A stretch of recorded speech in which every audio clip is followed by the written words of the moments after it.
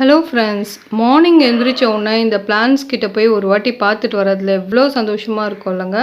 இந்த pink colour செம்பருத்தி பூத்திருந்தது. Next வந்து பார்த்திங்கன்னா மல்லிப்பூ செடியில் வந்து நிறைய மொட்டுக்கள் வந்து விட்டுருந்தது. அது பூத்தா எப்படி இருக்கும்னு சொல்லிட்டு நான் காட்டுறேன் பாருங்கள். இது இந்த மாதிரி தான் இருக்கும்.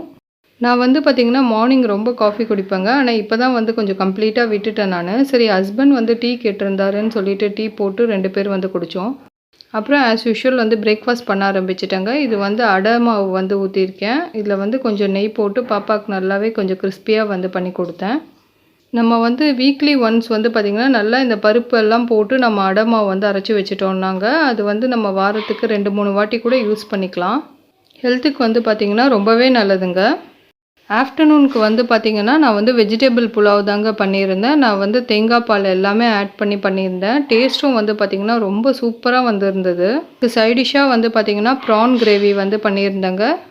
எப்போவுமே ப்ரானில் வந்து பார்த்திங்கன்னா நீங்கள் பெரிய ப்ரான் வந்து வாங்கி செய்கிறதோட சின்ன சின்ன ப்ரான்ஸ் வந்து இப்போ வாங்கி செஞ்சிங்கன்னா அதோட டேஸ்ட்டு வந்து இன்னுமே ரொம்ப நல்லாயிருக்குங்க. நெக்ஸ்ட்டு வந்து பார்த்திங்கன்னா எக்கு ஃப்ரை தாங்க பண்ணிக்கிட்டோம். முட்டை நல்லா மசாலாலாம் போட்டு அப்படியே வந்து ரோஸ்ட் மாதிரி பண்ணி எடுத்துட்டேன். ரொம்ப டேஸ்ட்டாக இருந்ததுங்க. இந்த விலாக் வந்து பார்த்திங்கன்னா என்னோடய சிஸ்டர் வீட்டுக்கு போயிருக்கும்போது எடுத்ததுங்க. இது வந்து பசங்களுக்கு எல்லாம் வந்து பார்த்திங்கன்னா பீஸா அந்த மாதிரி செஞ்சு கொடுத்தாங்க. அதோட இன்க்ரீடியன்ட்ஸ் எல்லாமே வந்து பார்த்திங்கன்னா இந்த மாதிரி நான் காட்டுறேன் பாருங்கள் ஸ்க்ரீனில். கார்னு, அதுக்கப்புறம் இந்த பேக்கிங் பவுடர், ஈஸ்ட்டு, இது எல்லாமே வச்சு அவளே வந்து சூப்பராக பண்ணி கொடுத்துருந்தா. இதில் மாவு நல்லா பிசைஞ்சு வச்சுட்டு இந்த மாதிரி கிளாத் போட்டு இது பண்ணிட்டாங்க. கொஞ்சம் நேரம் ஊறினதுக்கப்புறம் வந்து பார்த்திங்கன்னா நம்ம வந்து பீஸா செய்ய ஆரம்பிச்சிடலாம். அப்புறம் கார்ன் வந்து பாயில் பண்ணி வச்சுக்கிட்டாங்க. அதுக்கப்புறம் கேப்சிகம் கட் பண்ணி வச்சுருக்கா, டொமேட்டோ, அதுக்கப்புறம் வந்து ஆனியன் எல்லாமே கட் பண்ணி இதோ பாருங்கள் சூப்பரான வந்து பீஸா ரெடி பண்ணி கொடுத்துட்டா. ரொம்பவே டேஸ்ட்டாக இருந்ததுங்க சாப்பிட.